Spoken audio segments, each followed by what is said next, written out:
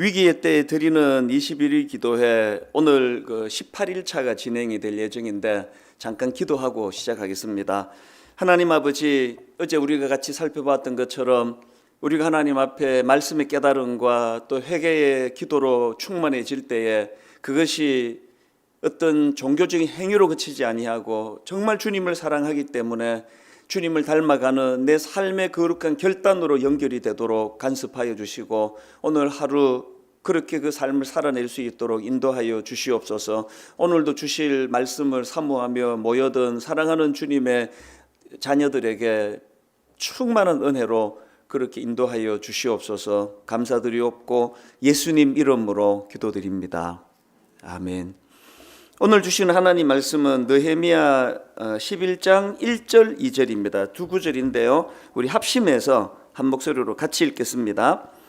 백성의 지도자들은 예루살렘에 거주하였고 그 남은 백성은 제비 뽑아 10분의 1은 거룩한 성 예루살렘에서 거주하게 하고 그 10분의 9는 다른 성읍에 거주하게 하였으며, 예루살렘에 거주하기를 자원하는 모든 자를 위하여 백성들이 복을 빌었느니라. 아멘. 오늘 본문 말씀의 배경은 이렇습니다. 이제 이스라엘 백성들이 힘을 다 해가지고 이제 예루살렘 그 무너진 성벽을 이제 재건하고 건축하지 않았습니까? 그렇게 이제 건축을 다 끝내고 보니까 그 남은 숙제가 뭐냐 하니까, 이렇게 고생해서 만든 성벽인데 이걸 또다시 적들이 허물어뜨리지 못하도록 이거를 잘 관리하고 보관해야 되는 그 책임이 있다는 겁니다. 이것이 이제 그들에게 남겨진 숙제인데, 이 고민이 뭐냐 하니까 예루살렘 성을 지킬 사람들이 많지가 않다는 겁니다.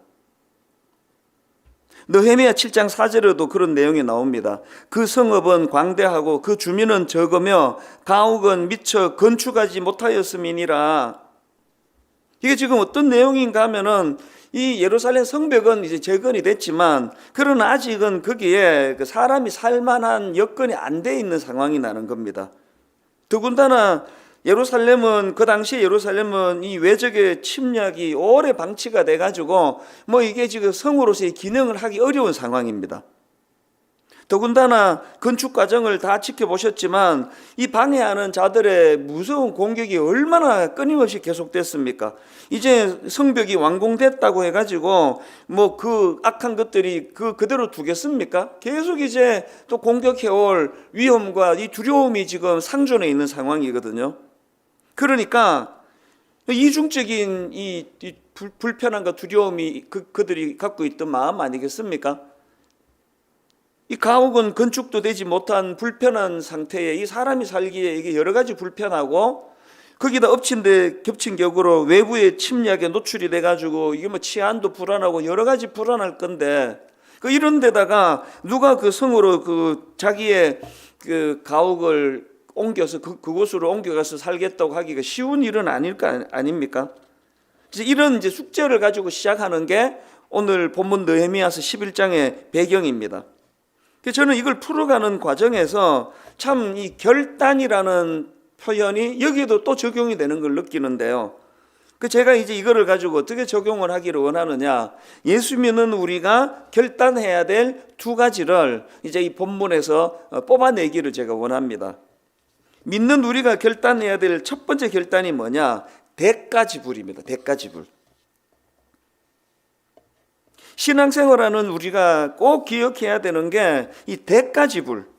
이제 돌아오는 주일날 이 부분을 본격적으로 살펴보겠지만 그중에 하나만 먼저 다루자면, 이제 예수님께서 하나님 나라를 선포하시고 그 하나님 나라를 위하여 헌신할 이제 제자들을 주님이 뽑으시는데요, 그 주님이 부르시는 과정에서 아주 인상적인 표현이, 반복되는 표현이 하나 있는데, 그게 이제 마가복음 2장 16절부터 나옵니다. 한번 들어보십시오. 갈릴리 해변으로 지나가시다가 시몬과 그 형제 안드레가 바다에 그물 던지는 것을 보시니 그들을 어부라.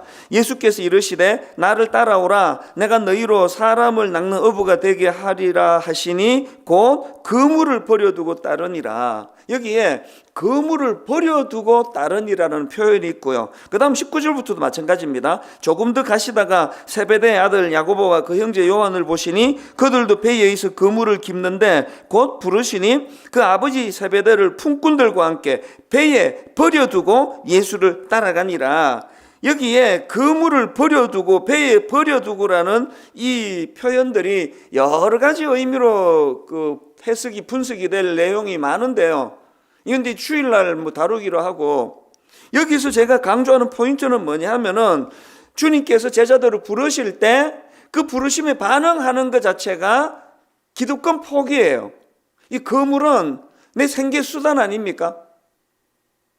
그러니까 주님을 따른다는 그 따름 속에 내포되어 있는 것은 대가 지불이에요.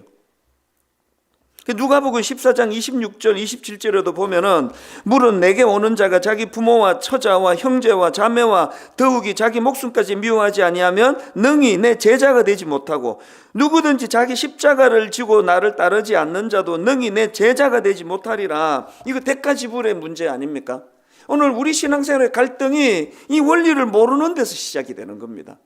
예수 믿으면 이만큼 있는 데다가 플러스 알파로 또 이만큼 더 주신대.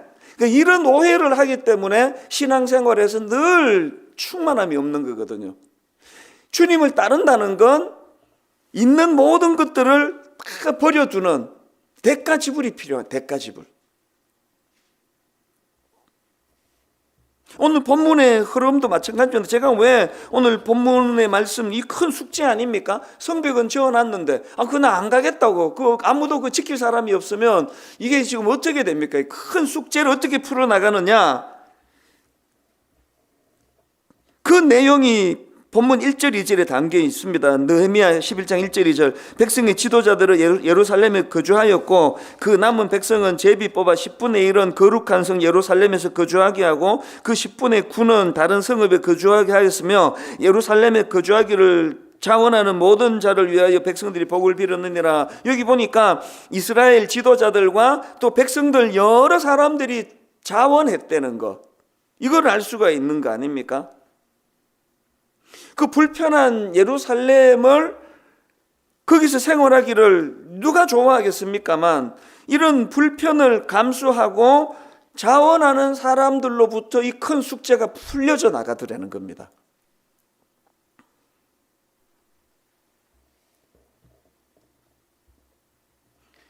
이 기독교 역사의 흐름은 다 이런 희생하고 헌신을 감수하면서 자원하는 사람들, 이분들로 구성된 거 아닙니까? 제가 우리 교회의 그 여전사님들을 참 존경에 맞지 않는 게 그겁니다. 우리 교구의 여전사님들은 처음부터 신학하고 전도사로서 부름을 받은 게 아니에요.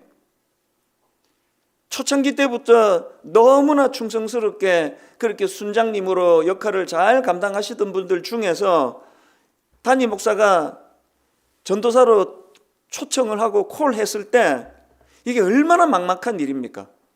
갑자기 순장하고 있는 평신도 지도자인데 이제 사역자가 되라. 그 과정 때문에 우리 여전사님이 겪었던 대가 지불은 뭐 굉장히 많습니다. 주중에 화요일부터 주일까지 뭐 그냥 쉴 틈 없이 이 사람이 많으니까 뭐 섬겨야 될 성도도 얼마나 많습니까? 그렇게 하고는 월요일마다 쉬어야 되는 월요일마다 또 신학교 가서 또 공부를 하고 이 과정을 계속 해오면서 여기까지 온 거 아닙니까? 그러니까 저는 우리 교회 전사님들 뭐 이 땅의 모든 여전사님들이 다 귀하시지만 우리 전사님들은 출발서부터 그런 대가 지불을 마지 않고 결단했기 때문에 늘 제가 우리 여전사님들에 대하여 저는 감사한 마음을 가집니다. 지난주 설교 시간에 언급했던 그 젊은 간호사님, 그 19개월 된 딸을 두고 그 코로나 바이러스로 지금 극심한 고통 속에 있는 대구 현장으로 내가 달려가기로 결단했다. 이건 대가 지불 아닙니까? 느헤미야도 신앙인의 표본이 될 수 있다는 건 먼저 여러분, 느헤미야는 목회자가 아니에요. 그는 평신도입니다. 평신도라는 표현도 썩 좋은 표현은 아닙니다. 그 목회자가 아니거든. 일반 성도입니다. 그리고 느헤미야는 우리가 첫 시간에 배웠지만 그 수상궁이라는 화려한 그 궁에서 엄청난 권력과 부를 누리고 있던 그런 사람 아닙니까? 그랬던 그가 자기 고향에서 들려지는 가슴 아픈 소식에 울고 끝낸 게 아니라 그 모든 기득권을 내려놓고 자기 고향으로 돌아가 그 안 겪어도 되는 수많은 대적자들에게 그렇게 핍박을 당하면서 성벽을 완성했다. 이거는 그 느헤미야의 삶의 바탕 속에 이 백가지불이 있었다는 거예요. 그래서 그의 말에 힘이 있고 지도력에 힘이 있는 거 아닙니까? 그래서 앞에도 언급해 드렸습니다만 누가복음 14장 27절 누구든지 자기 십자가를 지고 나를 따르지 않는 자도 능히 내 제자가 되지 못하리라.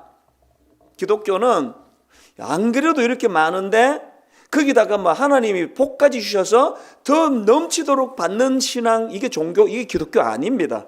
기독교는 대가지불 먼저 내려놓고 먼저 비우고 거기에 하나님이 어떤 충만한 은혜로 채워주시는가를 경험하는 게 이게 신앙이라고 한다면, 오늘 여러분 하루 묵상하는 동안에 나는 그리스도인으로서 어떤 대가지불을 지금 치르고 있는가, 이것들을 좀 생각해 보시는 하루가 되시기를 바랍니다. 그런가 하면은 두 번째로 믿는 우리가 해야 되는 결단이 하나 더 있는데, 그게 뭐냐? 솔선수범입니다. 이 솔선수범은 두 갈래로 나눌 수 있는데, 첫 번째는 지도자들의 솔선수범입니다. 맨 먼저 나오는 1절에 이렇게 기록합니다. 백성의 지도자들은 예루살렘에 거주하였고, 이 지도자들이 먼저 솔선수범하는 거예요. 우리가 먼저 가서 살겠다, 불편하지만.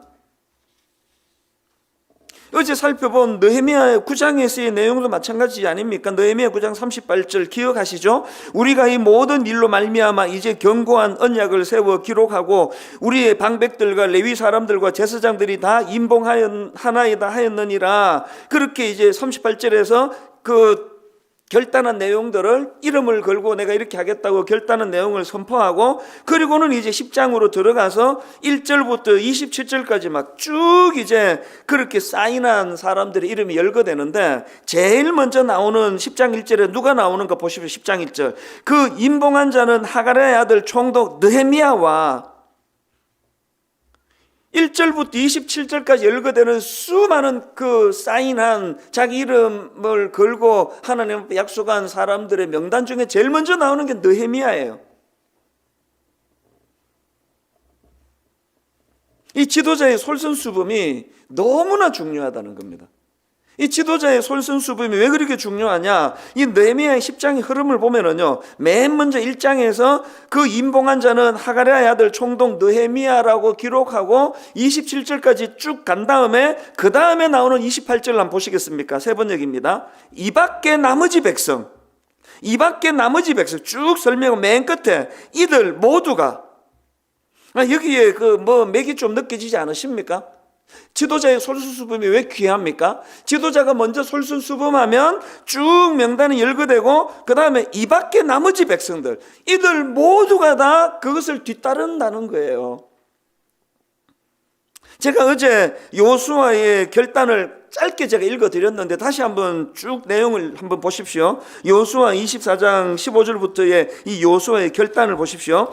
그러므로 이제는 여호와를 경외하며 온전함과 진실함으로 그를 섬기라. 너희의 조상들이 강 저쪽과 애굽에서 섬기던 신들을 치워버리고 여호와만 섬기라. 만일 여호와를 섬기는 것이 너희에게 좋지 않게 보이거든 너희 조상들이 강 저쪽에서 섬기던 신들이든지 또는 너희가 거주하는 땅에 있는 아무리 족속의 신들이든지 너희가 섬길 자를 오늘 택하라. 오직 나와 내 집은 여호와를 섬기겠노라. 오직 나와 내 집은 여호와를 섬기겠노라. 이렇게 지도자 여호수아가 결단했더니 바로 그 다음 16절에서 반응이 이렇게 나옵니다. 백성이 대답하여 이르되 우리가 결단코 여호와를 버리고 다른 신들을 섬기지 아니하오리니.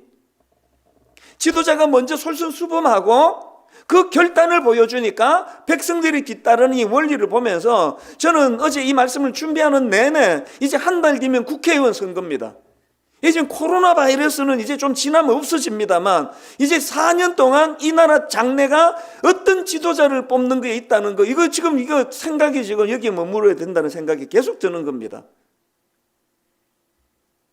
여러분, 이제 한 달 뒤에 치러지는 국회의원 선거에서 진짜 이 느헤미야 같은 인물, 진짜 요수아처럼 먼저 솔선수범하는 이런 지도자들이 나와야 이 땅이 희망이 있는 거 아닙니까?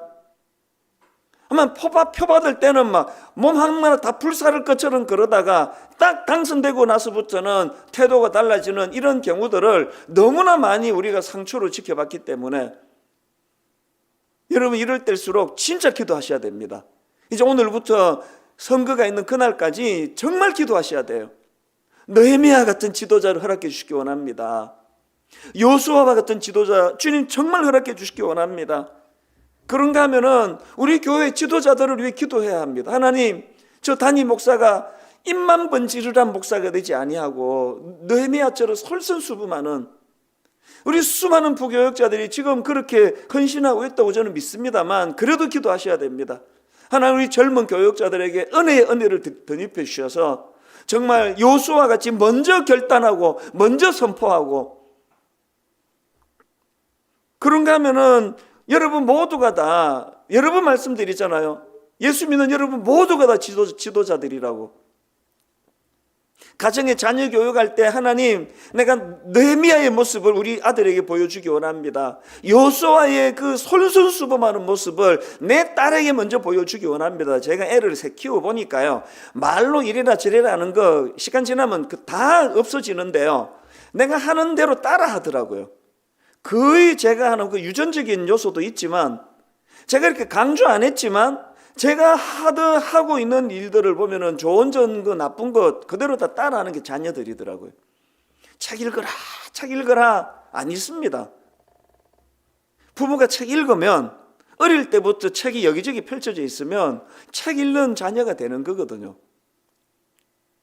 오늘 여러분, 우리 순장님들이, 우리 목회자가, 또 교회의 모든 지도자들이, 또 우리 어머니들이, 우리 아버지들이 솔선수범의 본을 우리 자녀들과 우리 다음 세대와 또 우리 순원들과 또 우리 성도님들에게 보여드릴 수 있는 그런 지도자들 되시기를 바랍니다. 그런가 하면 솔선수범과 관련해 가지고 두 번째 부류는 뭐냐? 일부 자원자들의 솔선수범이에요. 1절 2절을 다시 한번 보십시오.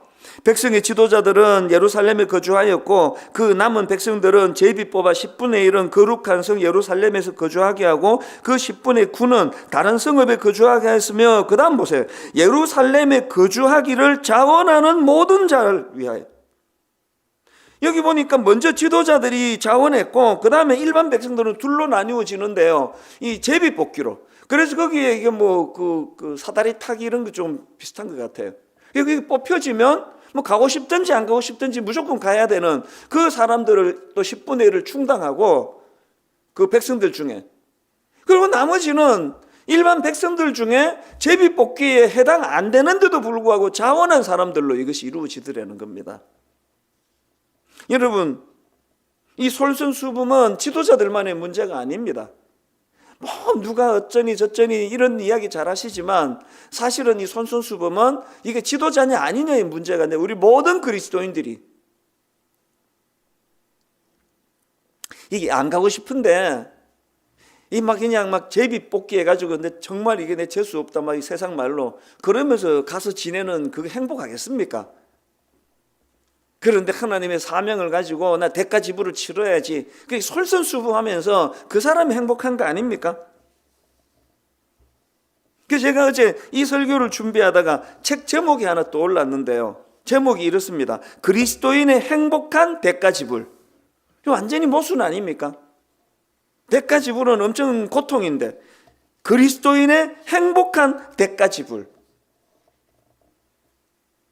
이게 모순이 아니라는 걸요, 이런 대가 지불과 솔선수범의 삶을 사는 분들은 다 아십니다. 그 대표적인 케이스가 이제 사도 바울이라 생각합니다. 여러분이 사도행전 20장 24절에 사도 바울의 이 선포가 그 우울하게 들리는지 밝게 들리는지 한번 여러분이 판단해 보십시오.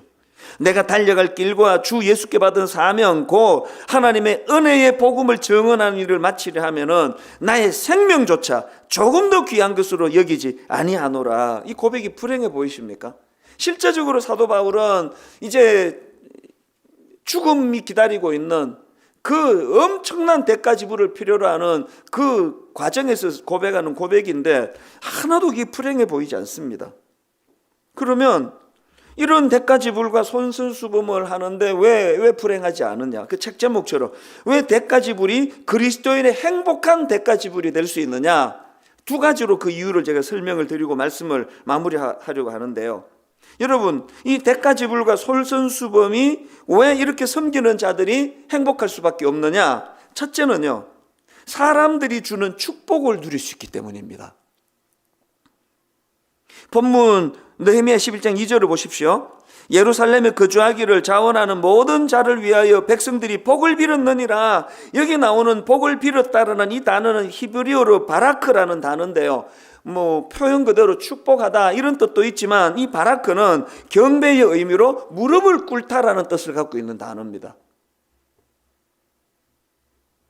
2절을 다시 보십시오. 예루살렘에 거주하기를 자원하는 모든 자를 위하여 백성들이 복을 빌었느니라. 백성들이 그런 자들을 향하여 경배의 뜻으로 무릎을 꿇었다. 뭘 의미합니까? 존경을 보여드리는 거예요. 헌모의 마음을 표현하는 거거든요. 여러분, 대가 지불, 솔선수범으로 살아가는 수많은, 아까 우리 여준사님들 말씀을 드렸지만 왜 여준사님들이 한 1년 하고 도저히 힘들어서 이거 못하겠다고 우리 사임하고 하는 분이 없었거든요. 왜 그것을 해낼 수 있습니까? 그들의 열정과 그들의 헌신을 모든 성도님들이 그것을 존경하는 마음으로 인정해 드리니까 그 보람이 엄청나거든요.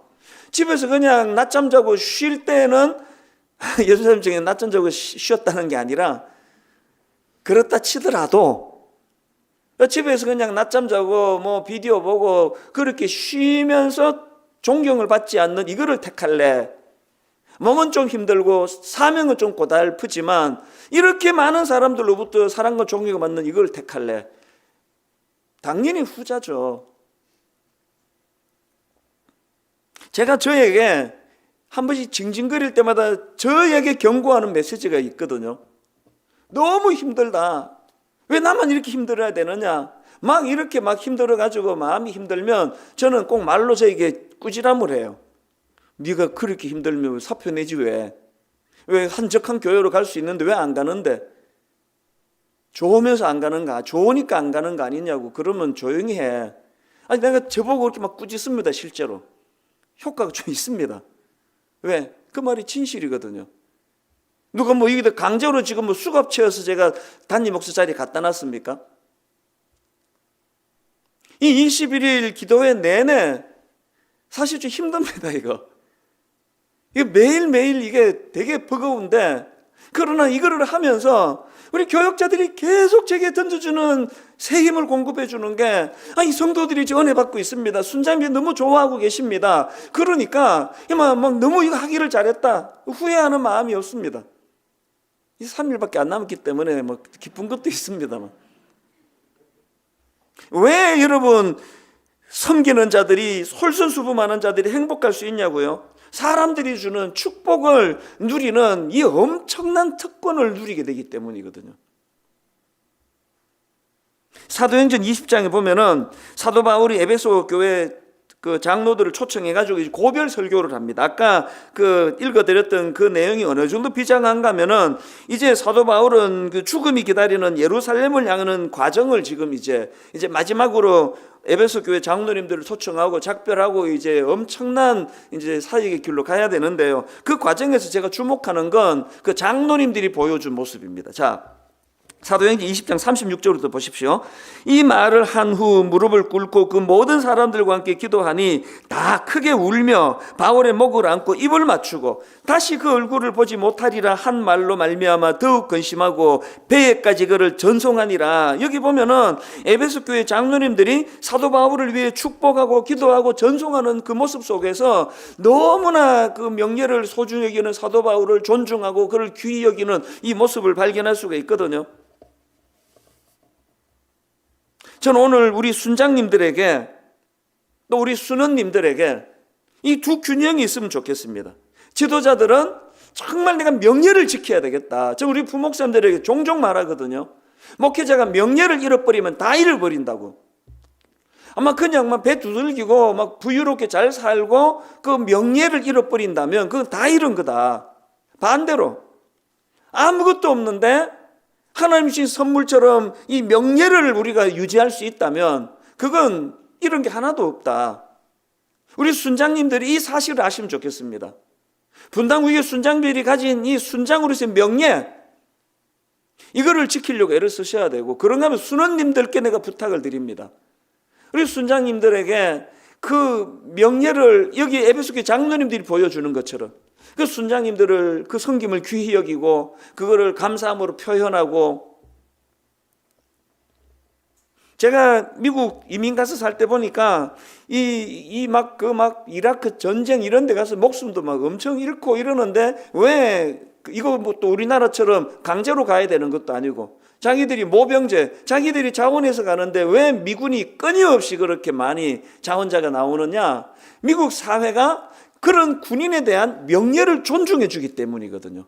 엄청나게 명예를 인정해 주고 어린 아이들에게도 가르치고, 그리고 또 나중에 무슨 그 우체국 같은 데 취업할 때도 군 경력이 있으면은 우대 점수를 주고 그렇게 명예를 주면서 긍지를 심어 주니까 그 군인들이 목숨을 걸고 나라를 지키는 거거든요.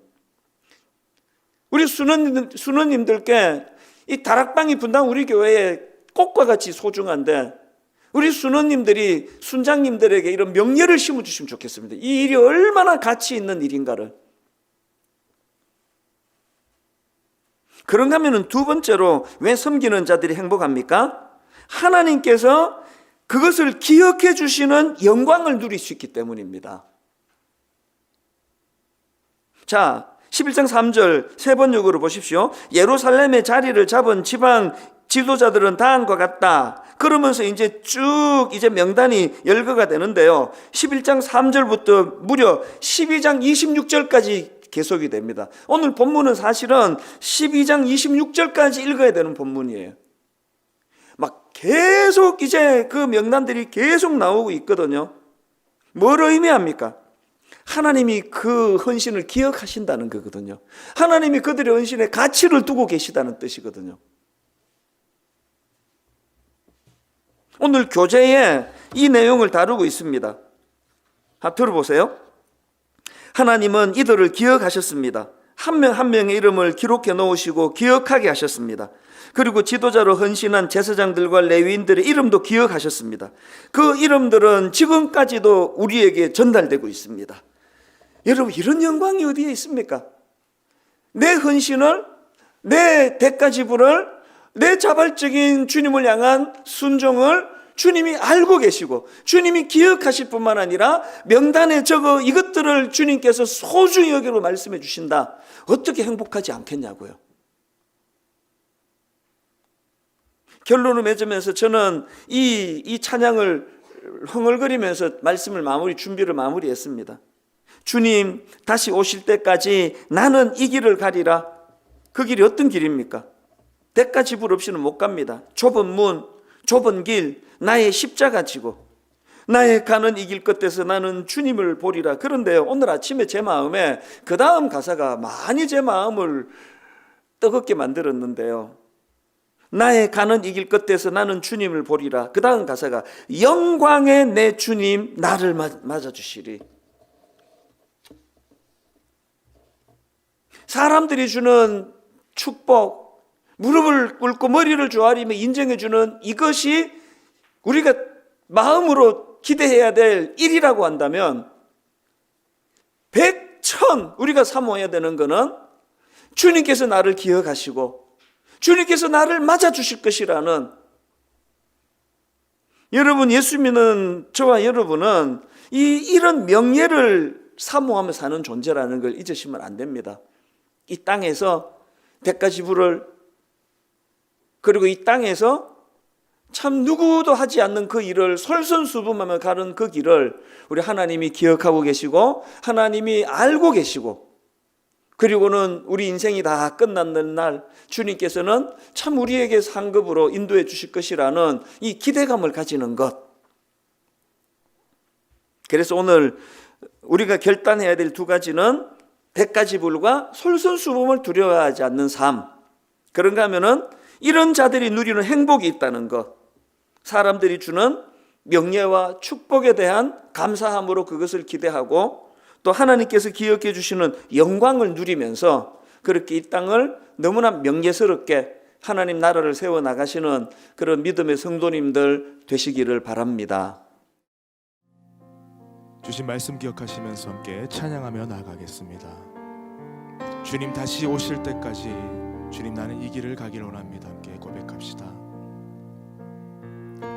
주님 다시 오실 때까지 나는 이 길을 가리라.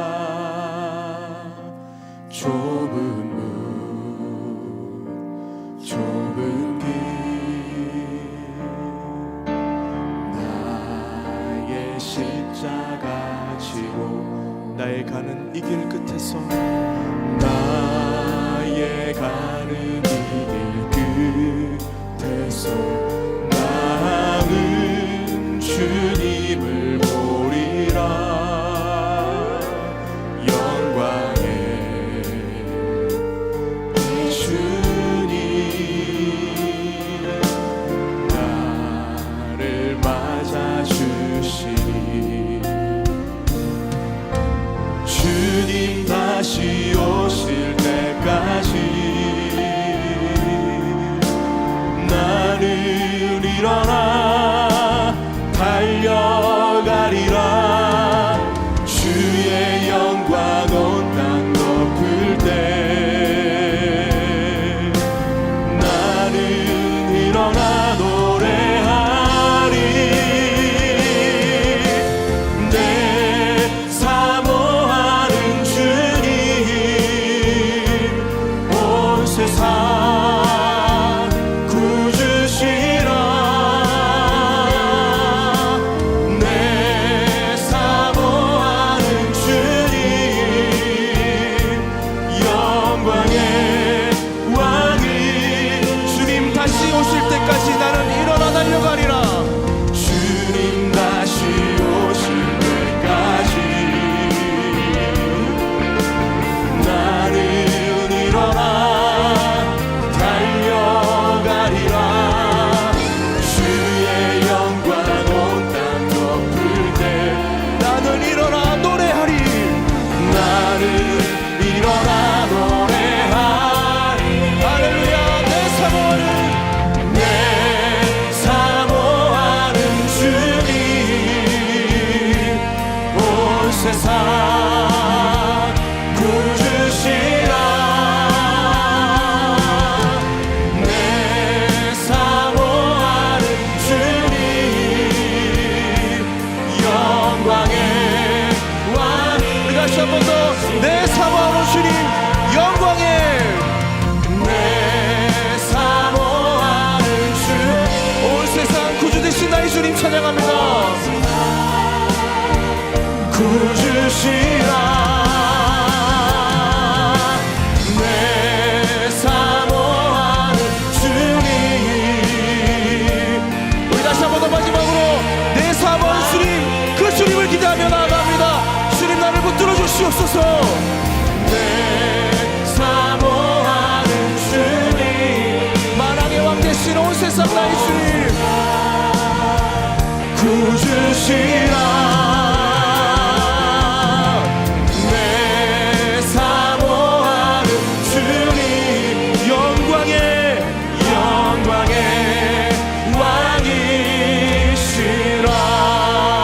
왕이시라. 이 시간 다시 한 번 더 말씀 붙들고 기도하기를 원합니다. 하나님, 내가 가는 인생길 가운데 주님이 나의 길이 되어주시고 나의 빛이 되어주시고 나의 소망이 되어주시옵소서. 나의 생명 되신 주님, 주님만을 의지하며 나아갑니다. 주님, 내가 가는 이 길이 때로는 두렵고 힘들고 어려울지라도 때로 나의 생각과 하나님의 생각이 같은 것으로 보이지 않을 때라도 하나님, 그렇지만 주님만을 의지하며 하나님의 임재하심을 기대하며 그 성령 하나님의 동행하심을 확신하며 나아갑니다. 주님, 우리 가운데 비교할 수 없는 승리와 감당 못할 그 기쁨으로 우리의 삶을 채워 주시옵소서. 하나님을 의지하며 나아갑니다. 주님, 오늘 이 하루를 주님께 맡겨드립니다. 나에게 주님의 큰 승리하심을 허락하여 주시옵소서. 이 시간 주님의 은혜를 의지하며 함께 기도하며 나가겠습니다.